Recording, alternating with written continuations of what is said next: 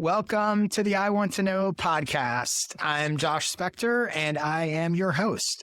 If you don't know who I am, I'm the creator of the For the Interested newsletter, which you can check out at fortheinterested.com.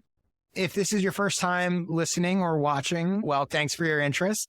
This podcast exists to help creative entrepreneurs get their questions answered.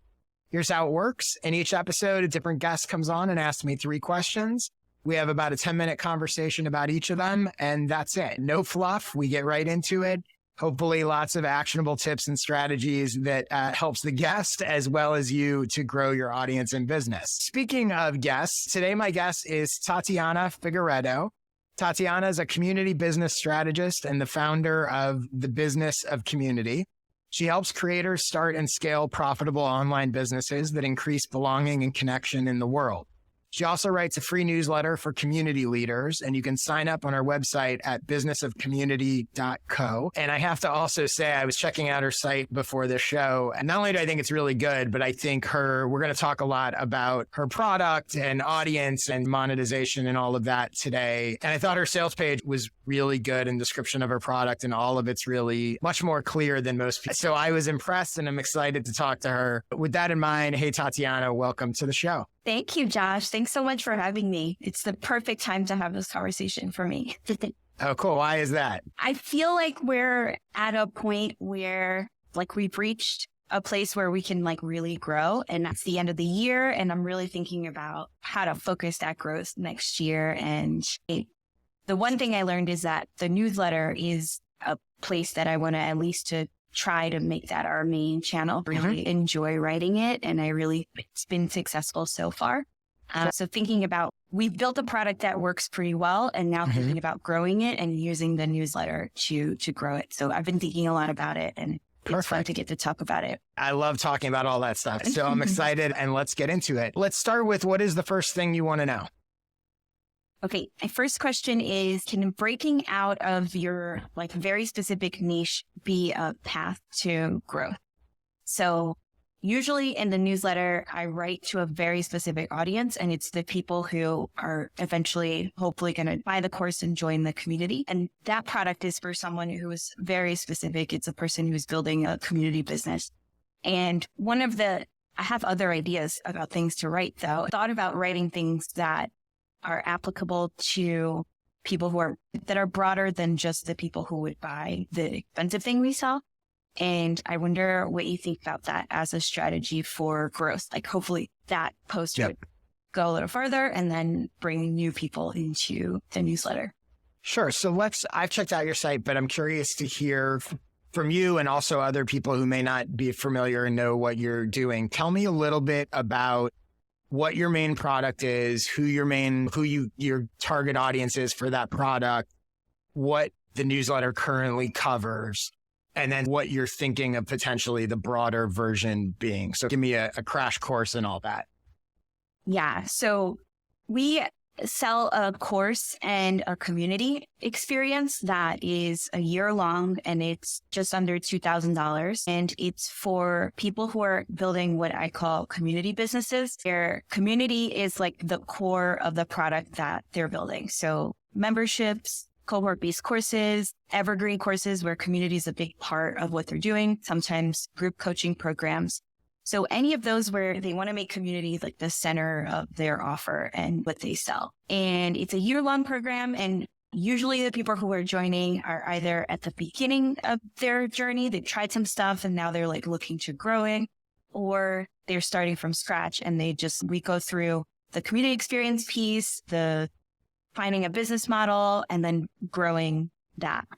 And the newsletter speaks to that pretty specifically. And when you say speaks to that, meaning it speaks to starting a paid community or kind of early stage of a paid community, whether you're starting or you just started, but that's what the newsletter is focused on, correct? Yeah. Okay. And the product, so you said it's a course and community. How does that play out? Is the course the beginning part of it? I imagine the course isn't running over 12 months. I imagine, but you tell me, how does the sort of course community play out over the course of a year? Yeah, it's just one thing. When we started, it was a cohort-based course that would you come in during a cohort, you take the cohort for 4 weeks, and then you have a year of community support total in the community. And now a lot of the lessons are pre-recorded. That's what's going to allow us to grow more next year. Also, it's going to be more of an evergreen. So it's like an on-demand. So it's almost like it's resources, right? So basically you buy into this community, you get access to this collection of resources, and you're in this community to connect with other people. It's really, they're buying a community that also comes with resources versus they're buying a course that comes with community. Semantics, yeah, but important. Sometimes I lead with the course, because if you lead with the course, I find that you can justify the higher price point a little bit better than if you lead with the community and people are like, oh, communities are $10 a month. Right. Gotcha. Okay. And tell me about the concept of broadening out the content or what you cover in your newsletter to theoretically attract more people. What would be, in your mind, like, what is broadening? Like, where would you go beyond where you're currently going in terms of content? Yeah. So there are people like you, for example, you run a community, but community is not the core of your business. You run like a creator business, and like community is a part of what you do. So part of it is like thinking of people like that, who community is like a part of what they do, but it's not like the core of everything you do. Like one way of thinking about it. There's also like more like thought leadership-y pieces that are like, I just had a thread on Twitter about what's happening on Twitter and how that relates to online community, and thinking more broadly of like things that are like not directly helpful, but maybe are like making commentary on something broader that way. And then another direction is exploring like connection and like making friends, and almost like speaking to the members of the people of the communities that are in the community, and like almost building an audience of almost like a B2C audience of the people who are in the community, the customers of the people who are in the community. Okay. And those are like just some directions. Right. No, that makes sense. And so I always like to start with your end goal and work backward. So the idea, I assume, is you're looking for ways to increase revenue. Ideally, my guess, I could be wrong, but my assumption is you wouldn't even be thinking about broadening your audience if you felt like, oh, there's plenty of people that I can get into this $1,800 a year community that I already have. You're thinking of broadening because you're wondering on some level, are there enough people out there? Would it be easier to broaden and bring people in? That's the concern. Because if you felt like there's plenty of people, the target audience is big enough, then I don't know that you necessarily would be broadening unless you just want to broaden out and talk about more things. So part of it is the community can't grow that fast and get the results that people are looking for. Some of it is can't grow that fast. It can grow, but not as fast as I think the rest of it can potentially grow. So that's part of it. And it's also, if I write about broader stuff, then more people will see it, and hopefully those people will share it, and then it'll reach more of the audience with the core product. Do you, and there's no right or wrong answer to this, and your answer will probably change and evolve over time, but right now when you think about it, do you envision, right now you have sort of one main product for this audience. Do you envision having multiple products for slightly different audiences? More products for this audience? Do you envision yourself expanding horizontally or just vertically? Or you're not sure? I'm not sure. My gut is to keep it the one product. Like one of my other questions is about adding another product, but almost in service to the bigger thing. Yeah. Okay. We'll get to that in a second. So let me give you a few thoughts, and let me preface this by saying, like, you can succeed broadening, you can succeed by not broadening. Like, it's not like you need to find the right answer. Either one can work. So really what I'm going to talk about is some things for you to think about to hopefully help you think through and get some more clarity on kind of which path you want to go down. So one thing I would say is that if you go broader, a couple things. If you go broader, the bigger your community gets, the paid community, forget content for a second, but the bigger the paid community gets and the broader topically the community gets with people coming in, it can dilute some of that experience because people are in there for different reasons. So that's just one thing. It's not a reason not to do it, but it's one thing to keep in the back of your head of like, I might need to be careful here. It can also dilute the clarity of your messaging overall. One of the things that, I liked about your website is it's really pretty clear on who you're for and who you're not for. And I think that's a big strength. If you start to, in content and newsletters and everything, talk about a million different things, it becomes a little more muddied and people aren't as clear of what do they go to you for, especially in terms of payment and whatever, right? You start to become a little more like a lot of other people that are serving creators and that kind of stuff.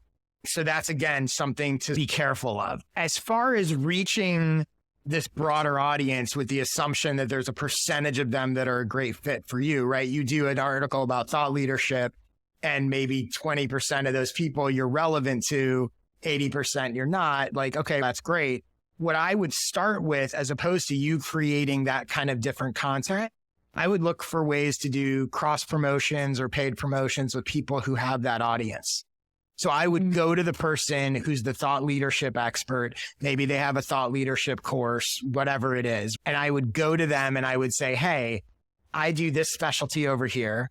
You're the thought leadership guru. Let's promote each other's stuff, because you'll still get that 20% without having to dilute your own content messaging, without have to bring in and attract this thought leadership crowd. Just go where they are. Right. And you can do that for free in some cases with cross promote, at least as a starting point to see what happens. And you might realize, wow, this thought leadership thing, like it's higher than 20% who are interested in my stuff. It's 70%. And maybe I should go down that road.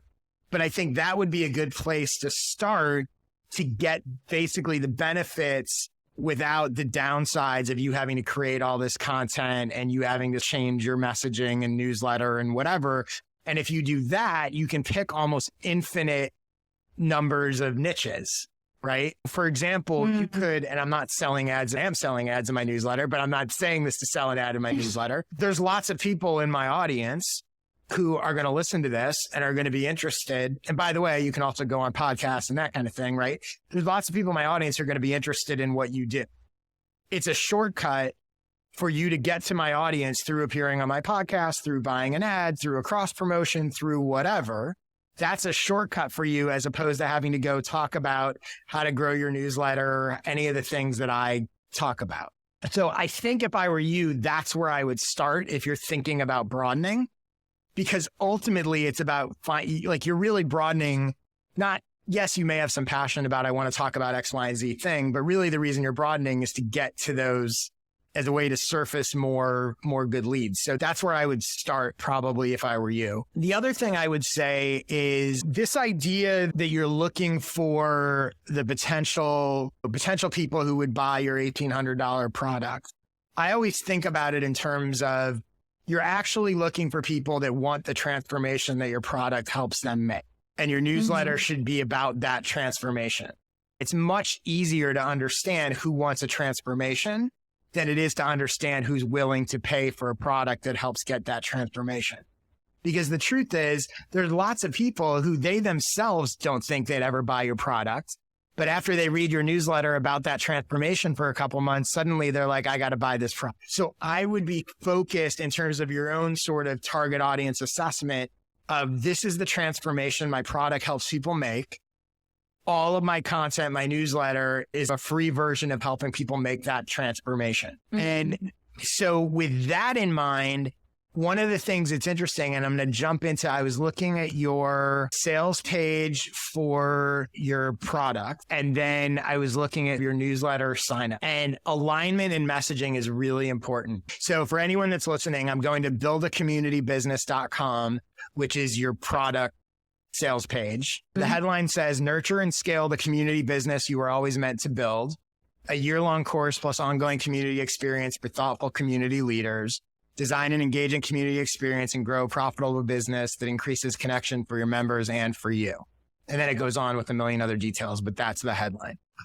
Then your newsletter sign up, which is on businessofcommunity.co. The headline is become a better community business leader.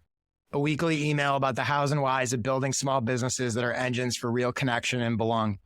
So those are somewhat aligned, but they're also not aligned, right? So one is nurture and scale the community business you are always meant to build.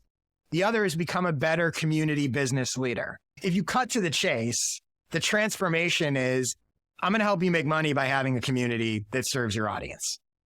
And point A to point B, which is what transformation is all about, is point A is either you don't have a community that is serving and making money, or you just started one and it's not quite working.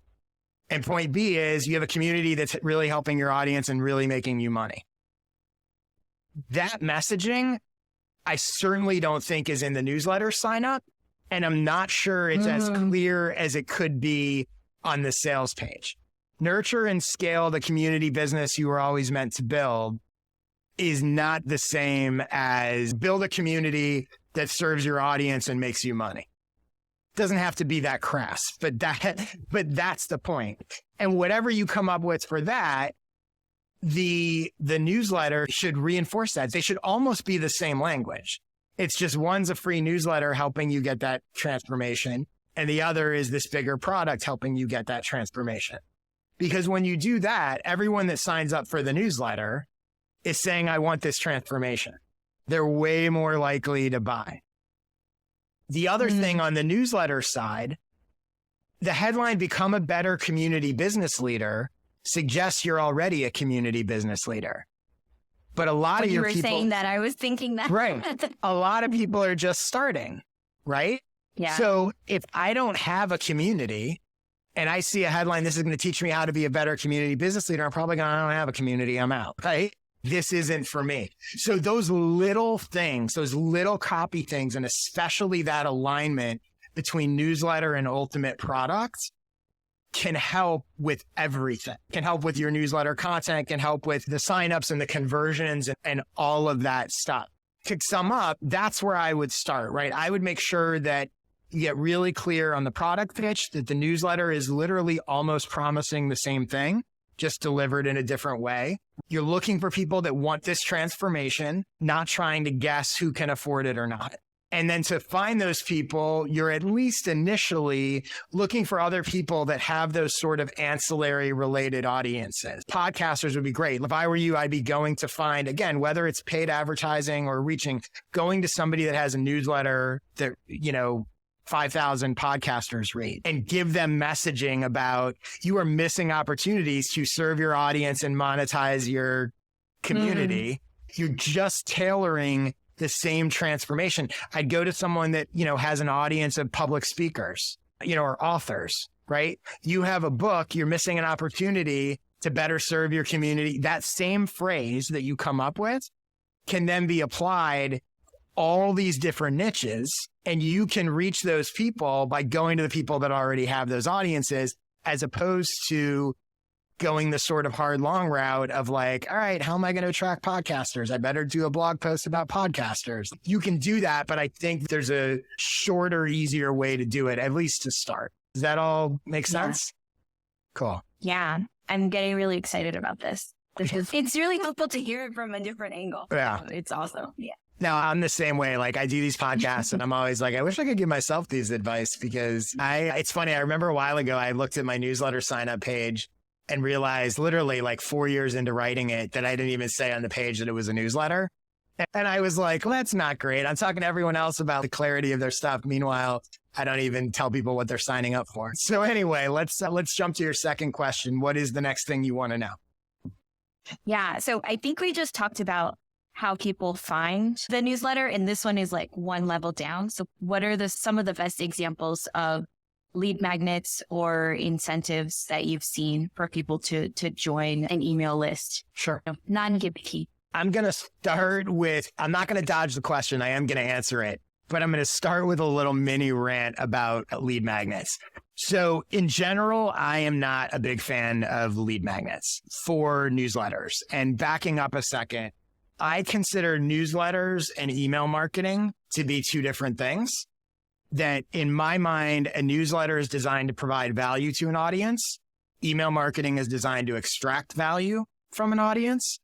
Email marketing is spent sporadically usually and designed to lead to and pitch a specific product, whereas a newsletter kind of is the product itself. The irony is a newsletter is probably the strongest form of email marketing that exists. So there is overlap, but when it comes to lead magnets, I don't mind them for email marketing, where I'm not going to be sending you a newsletter forever. I'm just trying to surface leads, and I'm going to pretty quickly, over a sequence of 1 or 2 emails or whatever, try to drive you to a sale or a something. Because that you're just like, get me an email address. If I'm trying to grow, like I don't use new lead magnets for my newsletter because I think a lot of times you get people that sign up because they want the lead magnet. They don't actually want the newsletter. Yeah. The other thing I think is in most cases, most lead magnets aren't actually that good, which is the other problem. But if you create a lead magnet that actually really is amazing, you should want as many people to see it, and hiding it behind an email address leads to fewer people seeing it. If your lead magnet's really great, you want everybody to see it. You want them to be able to share it. You'll reach way more people. And within that lead magnet, you plug your newsletter and ultimately you'll get more subscribers, and they'll be more valuable subscribers because they were like, wow, this article, this resource, this whatever was amazing. Now I want the newsletter, much higher quality versus a lot of people are like, I'm not giving my email address for something. She's just going to spam me with a million things afterwards and whatever. So in general, I think, and a lot of times when you see people, they're like, oh, I have this lead magnet and it's going great. And but a month later, how many of those people are still around? How many of them opened your emails? How many of them gave you a fake email address just to get the lead magnet? Like, I think a lot of it can be fool's gold. That said, that rant aside, it doesn't mean that they don't work. A lead magnet can get you more email addresses and more subscribers. It can get you more leads and more business. So I have my doubts about them, and sometimes think, again, if you have something really good, that you should want as many people as possible to see it. But that doesn't mean they can't work. That said, if you're going to do it, I do think you want to be clear what people are signing up for, right? So that they're going to get the newsletter, even if you do it in their, hey, here's your resource. By the way, would you like to get my newsletter moving forward? Or you're going to get my newsletter moving forward. If you don't want it, just opt out here. Make it easy for people who don't want it to get out of it. Because otherwise, even if they stick, you're sending a bad message and about their trust with you and that kind of thing. Now, all that aside, if you're going to use a lead magnet, a few tips, what I think is the best way to go. And then we'll talk specifically about yours. So one is, I think a big mistake people make is their attempt to make their lead magnet seem really valuable becomes really bloated. No one wants a 100-page book. No one wants a 3-hour video, right? They're like, well, look how valuable it is. And I'm giving it to you just for an email address. No, go the opposite route. Make it extremely simple, actionable, and something that gives people an easy, quick win.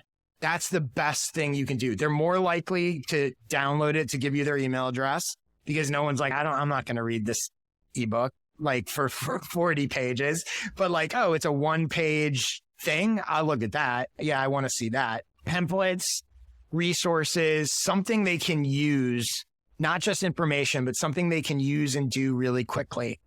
Ideally, that something would also be something that helps them take a step that gets them closer to the product you offer.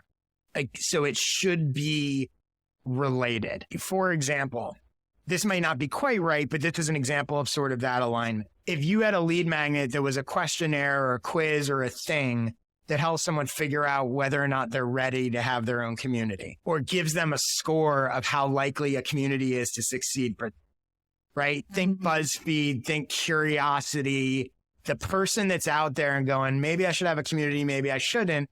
Oh, I can answer these 20 questions from this community expert, and she's going to come back at me and say, you have a 70% chance of succeeding, or you have a 20% chance you should do X, Y, and Z to get to that place or whatever. And that person that gets that and says, oh, I did this thing. And she says, based on my answers, I have an 85% chance of succeeding. And here's why. Now they're way more interested in your product, in your newsletter, because they're like, yeah, I was right. I should be looking into this, that kind of thing. So that's an example of, it's a little obtuse, but it's an example of the alignment of lead magnet leading directly into your other stuff.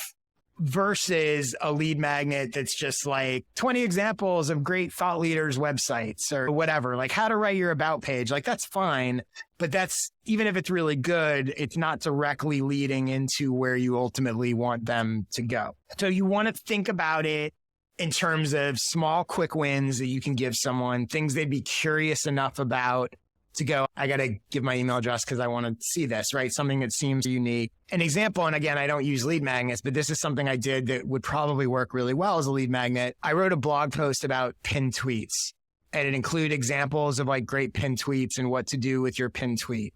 If I had a newsletter or product that was solely about Twitter growth, I could do it on my own, but if it was solely about Twitter growth, that would be a great lead magnet because I could give people a one-page thing that says, hey, you can look at this thing. You're going to see 20 creative uses of things that people are doing with their pinned tweets. You're going to get some tips on how to create yours. You give me your email address, you get this one-page thing, and 5 minutes later, you've changed your pinned tweet. And that's what I mean about actionable, quick win versus you compare that to, I'll give you my 40-page Twitter growth ebook, and I'm going to spend the first 20 pages talking about what it takes to grow on Twitter. And that's just not the same thing, right? Simple and easy. The other thing is ultimately your products. And the other reason why this is important is ultimately a big part of the friction that prevents people from buying products and services, even if they like it, even if it's selling what they want, even if it seems really good, even if they trust you, they go, this seems like a lot of work. So if you in the lead magnet have shown them, I'm not wasting your time with a bunch of nonsense. This is going to be quick and simple and easy. And look, you just did something. It plants in their mind, that's how you operate, and starts to make them assume that that product's not going to be overwhelming and whatever. That product is also going to be not a ton of work. It removes some of that friction. One of the reasons in this podcast, I start off and say every episode, and when I came up with the concept, like the whole no fluff, actionable, we're going to get right into it, is because I want people to know we're not going to spend the first 30 minutes talking about what you did in kindergarten. I'm sure it's fascinating, but like no one cares. They want to know what you know or what advice I have to you. Let's get into it. And so I think the lead magnet can set the tone for that. With all that in mind, do you have any lead magnets that you're either using or thinking of using, or something pop into mind? I don't have any on the site right now, but if I do a workshop for another community, for example, sometimes they'll create a page that if people sign up on that page, they'll get like access to a workshop that goes deeper into whatever topic I was talking about. And I've done like these custom pages for whatever community I spoke at that their members can go there. And then that's something that lives in that community that whenever they see that page and want to sign up, they have an extra incentive to sign up for the list. Yeah. And I would think about, as you're thinking about this, I would think about in your course, in your community, in your interactions with people, because you have the advantage of it's already up and running and you've dealt with lots of people. I'm sure you know the things that people on the inside are always like, oh my God, that was so amazing. Like that changed how I thought about this, or I was able to do that. Think about the things that you get the strongest feedback for. And if there are some of them that are like, oh, I could easily turn that into, again, if you're going to do a lead magnet, look for the stuff that you know really resonates with people on the inside of the product and the ways that you can sort of translate that or turn a piece of that into a lead magnet really easily. So you're not just guessing and going, oh, I think people would want this. You go, no, everybody that sees my list of how to do whatever always loves it. And it always, most importantly, like they act on it, they do it, it's quick, it's easy, and it gives them, again, it can be a really small win, but something that people can feel like, I gave her my email address, she gave me this thing, I did it, and 24 hours later, that's why I use the pinned tweet example, right? Because it's really basic. And 24 hours later, you go, I have a better pinned tweet than I had before. And even if it's not better, I at least feel like I'm being smarter about it and I'm being strategic and know what I'm doing. And that's a really good, powerful feeling for people because that's part of what they're ultimately buying from you down the road. Yeah, that was a helpful reframe for me. And I'm thinking about it a little differently after this conversation. I think it could be because the newsletter, I also basically post whatever I send in the email as a blog post on the site. So it's all there. And that is something that people find like through SEO or through other people linking to it. And I could see like a lead magnet, but something a resource that is within a post goes deeper into something or is like an easier way for you to implement the thing that the post is talking about. And then the person's already reading it. So it's not like a random person that just wants to download a thing. Like they're interested in the newsletter because they were just reading a post from it. Yeah. And here's another example. And I don't know that this 100% fits with what you do and what you teach, but just hypothetically, right? If part of what you teach is how to help community leaders get engagement from their community in their posts, you could go, hey, here's a cheat sheet of 10 proven like templates for questions you can ask that'll drive engagement. So for the people that already have communities, you go, all right, I'm going to download these 10 questions. And tomorrow I'm going to post one of these questions in my group. And again, assuming the stuff is good, they're going to go, oh, holy shit, everybody's suddenly engaging. She knows what she's talking about. I should do more of this. So that might be an example of a sort of simple thing that you could do. Yeah. Cool. So let's get to your last question. What is the third thing you want to know? So the third thing is, how would you go about another revenue stream that requires less investment for people, both in their time? This is like a year-long commitment to be in the community. Like thinking about changing it to be quarterly, but for now it's a year-long community, year-long community experience. So what's like how to think about adding another tier that is like less investment time-wise for them and also financially. Add the step hopefully to them buying that or also just another revenue stream. So let me ask you a couple questions first. So right now is the only product you offer the $1,800 annual course, or do you have other things you offer as well? I do consulting with that. Okay. Yeah. But from a product standpoint, it's basically that. Okay. Yeah. Do you have people, and I think there probably is, but I'm just curious, why do you think there's an opportunity here? Or do you think there's an opportunity here? It sounds like you do. Why do you think there's an opportunity here for a lower price thing? Are people telling you something? Are they telling you what they want? Are there people saying, oh, I don't want to commit to a year? Like in just casual conversations with either buyers or non-buyers, are you picking up on anything that they're saying to you? Or is this more just sort of your hunch that there's an opportunity there? Yeah, it's a little bit of a hunch, but it's also, that people who end up not joining the course, like people who apply and then decide not to join, often they're saying like, oh, I don't have time to do this, or I'm doing some other That's the friction program. We talked about with it seems like a lot of work. Yeah. Or a lot of time. That's the friction. Yeah. So it's like, because it is a lot of work, like you are. Yeah. They're like deciding to build this kind of business. That can be, I don't know, bad's not the right word, but it can be a bad or it can be a negative or it can be a positive, right? Because the truth is the people that are going, oh, this sounds like a lot of work, chances are they weren't going to do what it takes to succeed anyway. So it might be better that it's scaring them. Like the fact that it's scaring them off isn't necessarily a bad thing, even though it may financially seem like it's a bad thing. But ultimately you want the people that pay you to get the results. And I've found that over the years, just with individual consulting clients where I've gotten much better at going, this person's not going to do this. And like, I don't want to take and have them not do it, right? But that's not necessarily a bad thing. When the people who are buying, do you think, and it's interesting because I know you said the positioning of it, people are maybe more willing to pay more money for a course than a community. So there's a messaging component of it. But do you think most people are buying for the course or the community? Like, what do you think is the stronger draw to the people that buy? I think it's shifting little by little. I think it's more the course and then shifting towards the community. And I hope that it will. Okay. And again, we're going to throw suggestions out at you, but it doesn't necessarily mean that, oh, you should do it this way or that way.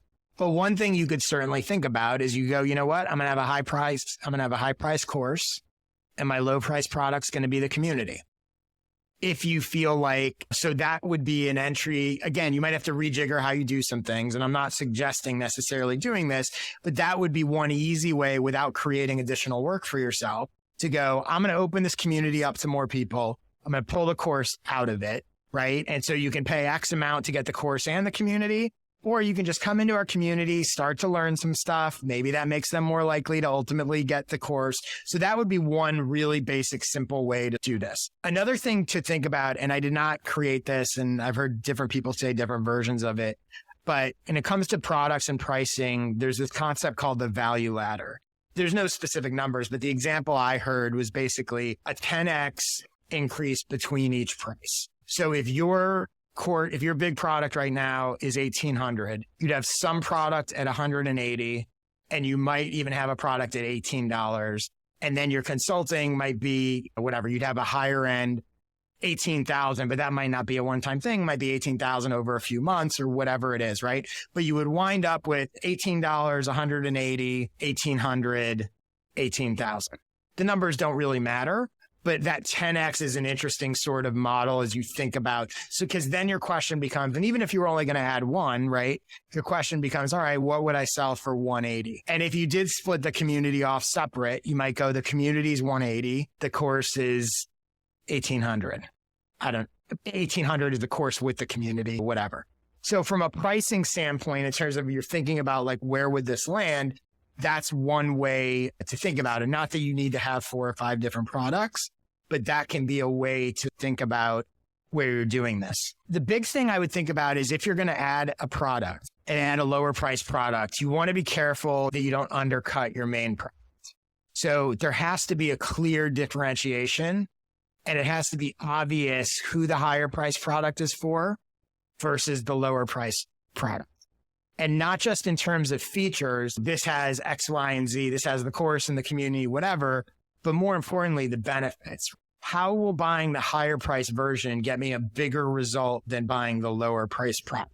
So you really want to differentiate those, because otherwise what you don't want to do is you don't want to wind up in a place where the only difference between the higher price and the lower price is the higher one's better or more time or more stuff, but it's going to get you the same result. So the question becomes, what are the different results? And setting aside price points for a second, one product might be, however it's delivered, one product might be geared towards starting a community from scratch. You don't have one, you're going to start one. Another product might be you have a community and it's not really working, or you want to revamp it, or you want to whatever. There's a difference between I'm separating the difference between starting a community and growing a community. Yeah. And then that's price wise, you'd have to figure that out. But that's what I mean about differentiation of products. It's differentiation of results and places people are in their journey. Another important question to ask yourself as you think about products. And again, I definitely think there's opportunity there. I think just the key is like, why are these different? Who are they for? How is the result different? You don't want to just go, oh, this one you get community and all that other stuff, and the other you just watch some videos by yourself. Because if you do that, one of two things is true. Either the videos by themselves aren't enough for me to get the result, which means that product's not good. Yeah. Or they are enough, which means the other one's overpriced because I don't really need it because I can just watch the videos. Yeah. So much better to have them be doing different things. The other thing I would say is whatever you're going to do, if you're going to create another product, even if it's relatively low touch and you put a little time to create it and then it's on demand or whatever, it's still going to require an investment of time. So let's say hypothetically, this is a random number, but let's say it's a 50-hour investment. The question to ask yourself is, will you get more from investing that 50 hours in building and launching and selling a new lower price product, or investing that same 50 hours to get and or retain more members in your main product? And if your main product is from a pure revenue standpoint, if it's generating 10x what your lower product is, you need significantly more sales. That 50 hours needs to generate 10 times as many lower price sales as it would of the higher. And that's not to discourage you from doing it, because again, I do think you have one product that's pretty high priced and you are probably leaving some opportunity on the table. But it's to think through really the opportunity cost of building it and launching it and that kind of stuff. The other thing is to look at, are there revenue opportunities on the table within your newsletter, within other things that you're doing, whether it be advertising or sponsorship? Here's another example, right? If you took that 50 hours and instead of creating a new product, invested 50 hours in doing affiliate deals with people who could help sell and promote your thing for a cut, would that ultimately be better for your business than a new product, which you have to create and sell and promote and message and all that other stuff? I don't know. I think what your core question of, am I leaving opportunity on the table? You probably are. Does that have to be a lower price product? It could be. Doesn't necessarily have to be. I think that's where you want to think through really what that would be. Couple more things here. Ideally, though, if you do a lower price product, it would get people to the point where the higher price product makes sense. Yeah. So if the higher price product is, here's how you're going to grow your thing, and the lower price product is, here's how to start a community, that makes sense, right? They buy the lower price thing, they start their community, and now they really want to grow it and whatever. There's a alignment and connection there. The other thing I was thinking about is, and I touched on this a little bit before, your product right now is relatively for beginners, right? They're either just starting a community or they started it, but they're still trying to get it up and growing. But there might be a whole other audience of people whose communities are stalled or outdated. They've been doing it for a while. Could you create a product that's a like community jumpstart or restart or an audit or a troubleshooting, turn your community around? Is your community getting stale? Community refresh. There's a whole audience of community people that maybe you haven't really addressed yet, that you might even be able to repackage some of your beginner starter growing advice, but just tailor it a little bit to the people whose communities have gone stale. So that's another angle in. And then the last thing I would say, and this is very similar to what I do with my skill sessions. So my skill sessions, for anyone that's listening and wants to check them out, you can go to joshspector.com/sessions. But basically once every 2 months, I do a 1-hour Zoom video workshop presentation where I teach people how to do a specific skill. So one of them was how to get clients. One of them was how to grow your newsletter in 5 minutes a day, like very sort of specific stuff. And the way I sell them is each one can be bought individually for $50, or you can subscribe to get all 6, to get basically everything I've done so far in the archives. So 6, because I've been doing it for a year, plus it's a year subscription. So you get the next 6 for right now, it's $150. It's a pretty good deal because I want the subscription, obviously, more so than the other thing. But both of those things sell. So I have a series of individual products because maybe the person who wants to know how to grow their newsletter doesn't care about getting clients, doesn't care about creating products or other sessions that I've done. So they're not going to subscribe. They're like, I only care, but I really want this newsletter thing. So they'll buy that. And then other people, like a bunch of them, and they'll subscribe. So you could very easily create, and again, I only do 6 a year. So it's not crazy time consuming. And the production of them is literally I create a PowerPoint presentation and record a video of me walking through it for people. So it's not that time consuming. You could do that. Let's say you did that and you did 6 of those sort of one-off workshops a year. Your members, your annual members, get all those free. So you've created another reason for people to join. Yeah, I'm already doing that. Yeah, but are you selling them individually? No. See, there you go. So if you break some of those off, you may already, and it sounds like you do, already have individual lower price products. And guess what happens? When people watch, same thing will happen for you as happens for me. They buy one of those sessions, they watch it, they go, wow, that was really good. Now I want to subscribe. Yeah. And I don't really publicize this much, but I actually offer to refund people's original purchase if they want to upgrade. So if you're listening to this, you can buy my skill session and then you'll get a thing that says, hey, I'll give you your $50 back and you can upgrade to the full subscription. So those one-off products become not only a revenue generator for you, repurposing what you're already doing, they also become a sales promotion vehicle for your bigger products. Yeah. I'm guessing those live, like you charge for. I do. Well, so here's the other thing I do. Subscribers get to attend live and there's Q&A. So I do them live. People come on, they get to ask questions at the end, give them some specific help and stuff. So that's another perk of being a subscriber versus just buying the one-off video on demand. But yeah, so you could absolutely do that and think about how much easier it is to get someone to buy your $1,800 membership after they've watched a workshop you did that was really good. What's interesting is so many people that do that, there's nothing wrong with sharing free excerpts, but if you have it as a relatively low price, the kind of person that's ever going to consider buying an $1,800 subscription to you or membership, they're not going to balk at $50 for a topic that's interesting to. If people are going to go, I'm not paying $50 for that, they were never going to buy from you anyway, right? I know. So I would look at stuff you already have in there. And what's nice about that is you don't have to do anything. You set up a sales page. Yeah. And I'm hoping I could do something like that. I was also thinking about something you said earlier, like niching down the audience and creating these resources for them. So like you mentioned, like podcasts and like podcasters who are starting a community, or coaches who are going from one-on-one to group coaching, and like how they should think about community.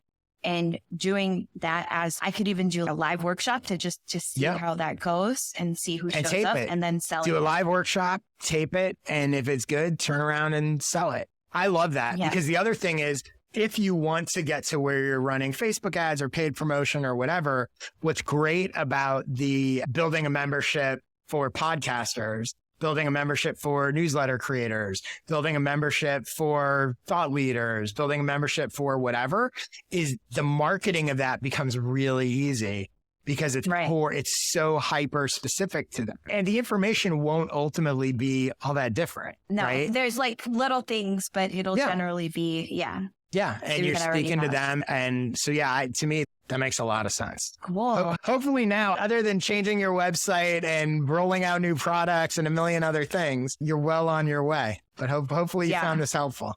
I have a year's worth of growth stuff to do now. So yeah, exactly. You said in the beginning, this is just in time for planning for next year. So now you've got plenty of stuff to plan. Awesome. I am looking forward to seeing what you come up with. Tell people who want to check you out, get your newsletter, all that kind of stuff.